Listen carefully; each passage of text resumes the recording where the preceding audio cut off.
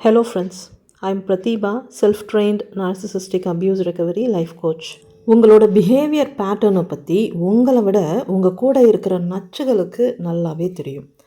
எந்தெந்த ட்ரிகர் பாயிண்ட்ஸை ப்ரெஸ் பண்ணால் நீங்கள் எப்படி ரியாக்ட் பண்ணுவீங்கங்கிறது அவங்களுக்கு தெளிவாக தெரியும். அதுக்கேற்றபடி உங்களை ஆட்டி வைப்பாங்க. உங்கள் எமோஷன்ஸை வச்சு அவங்க ஆடுற இந்த கேமில் அவங்க எதிர்பார்க்குற மாதிரியெல்லாம் நீங்கள் ரியாக்ட் பண்ணும்போது அவங்க செம்ம கான்ஃபிடெண்ட்டாக இந்த கேமில் ஜெயிச்சுக்கிட்டே போவாங்க. ஸோ இந்த இமோஷ்னல் கேமில் ஒவ்வொரு ரவுண்ட்லேயும் ஏதாவது ஒரு இமோஷ்னல் ட்ரிகரை ப்ரெஸ் பண்ணுவாங்க. அந்த ட்ரிகருக்கு ஏற்ற எமோஷனை நீங்கள் கொடுத்துட்டா அவங்க ஜெயிச்சிடுவாங்க. உதாரணத்துக்கு அவங்க க்ரை அப்படிங்கிற ட்ரிகரை ப்ரெஸ் பண்ணுறாங்கன்னு வச்சுக்கோங்க. நீங்கள் அழுதுட்டா அவங்க ஜெயிச்சிடுவாங்க. அப்போது அவங்க க்ரைங்கிற ட்ரிகரை ப்ரெஸ் பண்ணும்போது நீங்கள் அழக்கூடாது, அதுக்கு பதிலாக சிரிக்கணும். அப்போது அவங்க தோத்துடுவாங்க. இந்த மாதிரி அவங்க எந்த ட்ரிகரை ப்ரெஸ் பண்ணுறாங்களோ அதுக்கு டைரக்ட் ஆப்போசிட்டாக நீங்கள் ரியாக்ட் பண்ணணும். அவங்க கணிப்புகளுக்கு ஏற்ற மாதிரி ரியாக்ட் பண்ணாமல் பொறுமையாக அவங்க என்ன ட்ரை பண்ணுறாங்கன்னு பார்த்து அதுக்கு ஏற்ற மாதிரி நீங்கள் அவங்களோட கேமை கன்ஃபியூஸ் பண்ணி விட்டுடணும். அவங்க உங்ககிட்ட அன்பாக இருக்கிற மாதிரி நடிக்கும்போது பயந்த மாதிரி நடிங்க. உன்னை பார்க்கவே எனக்கு பயமாக இருக்குதுன்னு சொல்லுங்கள். அவங்க உங்களை பயமுறுத்துறதுக்காக கோவப்படும்போது இல்லைன்னா உங்களை ஹர்ட் பண்ணுறதுக்காக வேர்பல் அப்யூஸ் பண்ணும்போது என் மேலே உனக்கு அன்பு அதிகமாகிடுச்சுன்னா நீயாவே இருக்க மாட்டேங்கிற அப்படின்னு சொல்லி சந்தோஷப்படுங்க. சைலண்ட் ட்ரீட்மெண்ட் கொடுக்கும்போது எனக்காக சாமிக்கிட்ட வேண்டிக்கிட்டு மௌன விரதமெல்லாம் இருக்க பார்த்தியா, உன்னோட நல்ல மனசு வேறு யாருக்கும் வராதுன்னு சொல்லுங்கள். அவங்க உங்ககிட்ட ஏதாவது ஹெல்ப் கேட்கும்போது டைரெக்டாக நோ சொல்லாதீங்க. இதை தவிர வேறு எதை வேணாலும் கேளு, நான் செய்கிறேன், இதை மட்டும் கேட்காதன்னு சொல்லுங்கள். வேறு எதையாவது மாற்றி கேட்டாலும் நான் தான் சொன்னேன்ல இதை மட்டும் கேட்காதன்னு, மறுபடியும் அதையே கேட்குற அப்படின்னு சொல்லுங்கள். இந்த மாதிரி இன்டைரக்டாக நோ சொல்லுங்கள். ஏதாவது நல்ல நாள் அதுவுமா அவங்க வேணும்னே ஒரு பிரச்சனையை ஸ்டார்ட் பண்ணும்போது அப்பாடா இப்போ தான் எனக்கு நிம்மதியாக இருக்குது, யாரு கண்ணு பட்டுச்சோ தெரியல, இவ்வளோ நேரம் எனக்கு மனசே சரியில்லாமல் என்னமோ உள்ளுக்குள்ளே உறுத்திக்கிட்டே இருந்துச்சு, இப்போ நீ பண்ண பிரச்சனையில் திருஷ்டி கழிஞ்ச மாதிரி ஆயிடுச்சு, எனக்கும் இப்போ தான் மனசுக்கு நிம்மதியாக இருக்குது அப்படின்னு சொல்லுங்கள். உங்களை மட்டம் தட்டி பேசும்போது அட போப்பா அடிக்கடி இப்படி பாராட்டி பேசாத, எனக்கு ரொம்ப கூச்சமாக இருக்குதுன்னு சொல்லுங்கள். சப்போஸ் உங்கள் தலையில் மிளகா அரைக்கிறதுக்காக உங்களை புகழ்ந்து பேசும்போது எப்போ பாரு எதுக்கு இப்படி கரிச்சு கொட்டிக்கிட்டே இருக்கேன்னு சொல்லி கோச்சிக்கோங்க.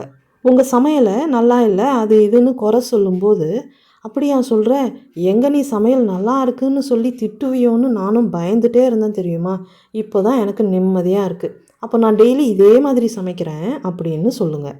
ஒருவேளை உங்களை கன்ஃபியூஸ் பண்ணணுங்கிறதுக்காக ஏதாவது ஒரு டிஷ் நல்லா இருக்குன்னு சொல்லி டெஸ்ட் பண்ணினாங்கன்னா, எனக்கு இந்த டிஷ்ஷை செய்யும்போதே தோணுச்சு உனக்கு பிடிக்கும்னு, தேங்க்யூ ஸோ மச், இனிமேல் நான் இந்த டிஷ்ஷை செய்யவே மாட்டேன், சாரி அப்படின்னு சொல்லுங்கள்.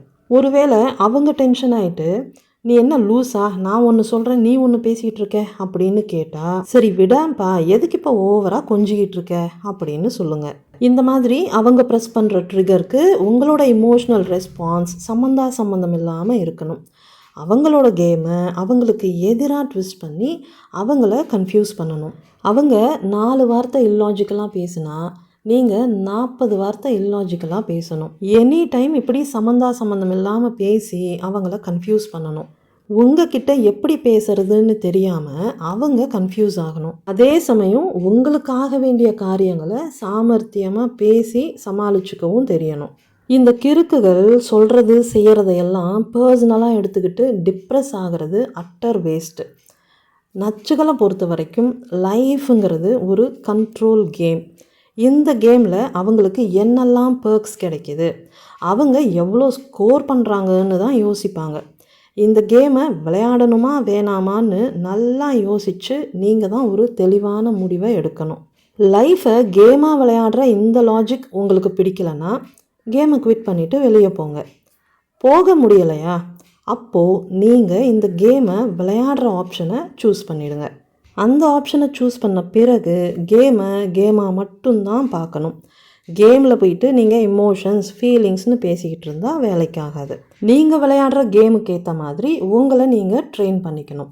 ஸ்போர்ட்ஸ்மேன்ஷிப்போடு விளையாடணும். உங்கள் எமோஷன்ஸை யூஸ் பண்ணாமல் ஸ்ட்ராட்டஜிஸை யூஸ் பண்ணணும். இன்னொரு முக்கியமான டிஸ்க்ளைமர், இந்த கேமில் நேர்மை, நீதி, நியாயமெல்லாம் எதிர்பார்க்கவே கூடாது. கேமோட ரூல்ஸ் அண்ட் ரெகுலேஷன்ஸை அடிக்கடி மாற்றிக்கிட்டே இருப்பாங்க. அதுக்கெல்லாம் நீங்களும் தயாராக இருக்கணும். கிறுக்குங்க விளையாடுற கேம் கிறுக்குத்தனமாக தான் இருக்கும், குண்டக்க மண்டக்கன்னு தான் இருக்கும். ஸோ நீங்களும் இந்த கேமை கிறுக்குத்தனத்தோட குண்டக்க மண்டக்கன்னு தான் விளையாடணும். உங்களோட கிறுக்குத்தனத்தையே ரொம்ப புத்திசாலித்தனமாக யூஸ் பண்ணி இந்த கிறுக்குங்களோட ஒவ்வொரு மூவையும் குழப்பி விடணும், நுழப்பி விடணும். அதே சமயம் இந்த கேமில் நீங்கள் சில சேஃப்டி மெஷர்ஸ் எல்லாம் எடுக்கணும். உங்களோட சேஃப்டிக்காகவும் மென்டல் ஸ்டெபிலிட்டிக்காகவும் ஒரு ஜேர்னலை மெயின்டைன் பண்ணுங்கள். அந்த ஜேர்னலில் கேம் கமெண்ட்ரி மாதிரி டெய்லி நடக்கிற விஷயங்களை நோட் பண்ணி வச்சுக்கோங்க. அப்புறம் ஒரு ஸ்கோர் போர்டையும் மெயின்டைன் பண்ணுங்கள். அதில் ஸ்கோர்ஸை அப்டேட் பண்ணி வச்சுக்கோங்க. நீங்கள் தோக்கும்போது ஸ்போர்ட்டிவாக எடுத்துக்கோங்க. நெக்ஸ்ட் மூவில் இன்னும் ஸ்மார்ட்டாக விளையாடுங்க. மொத்தத்தில் உங்களோட ஒவ்வொரு மூவும் அன்பிரடிக்டபுளாக இருக்கணும். இன்னொரு முக்கியமான விஷயம், நச்சுகளோட சைடில் அவங்களுக்கு சப்போர்ட் பண்ணுறதுக்கு ஆல்ரெடி ஒரு டீமை அவங்க பில்ட் பண்ணி வச்சுருப்பாங்க. ஸோ நீங்களும் உங்களுக்கான சப்போர்ட் சிஸ்டமை பில்ட் பண்ணணும். பட் ஸ்டில் இந்த ஸ்ட்ராட்டஜி எல்லா நச்சுகள்கிட்டையும் ஒர்க் அவுட் ஆகாது. வல்னரபிள் நார்சிசிஸ்ட் கிட்ட வேணால் இது ஓரளவுக்கு வேலை செய்யும். கிராண்டியோஸ் நார்சிசிஸ்ட் கிட்டையும் மெலிக்னன்ட் நார்சிசிஸ்ட் கிட்டையும் இதை ஒர்க் அவுட் பண்ணுறது ரொம்ப கஷ்டம்.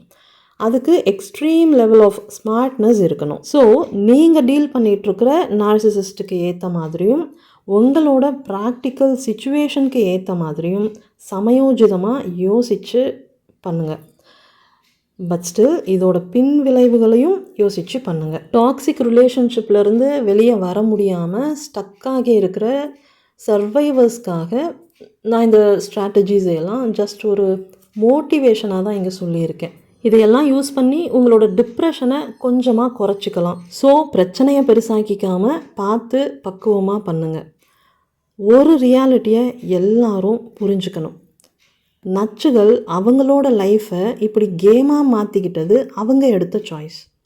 நீங்கள் தெரியாதனமாக அவங்க கேம்குள்ளே போய் மாட்டிக்கிட்டீங்க. ஆனால் அதில் தொடர்ந்து நீங்கள் பார்ட்டிசிபேட் பண்ணணும்னு எந்த அவசியமும் இல்லை. அந்த கேம்லேருந்து நீங்கள் எப்போ வேணாலும் குவிட் பண்ணிவிட்டு வெளியே வரலாம். தெளிவாக யோசித்து சரியான முடிவை எடுங்க. ஸ்பெசிஃபிக்காக உங்கள் ரிலேஷன்ஷிப் இஷ்யூஸ்க்காக என்கிட்ட பெய்ட் செஷன் அட்டன் பண்ணணும்னு நினைக்கிறவங்க ஸ்க்ரீனில் தெரிகிற இந்த நம்பருக்கு வாட்ஸ்அப் மெசேஜ் அனுப்புங்க. பத்திரமா இருங்க, பாதுகாப்பாக இருங்க, சந்தோஷமாக இருங்க. Bye friends.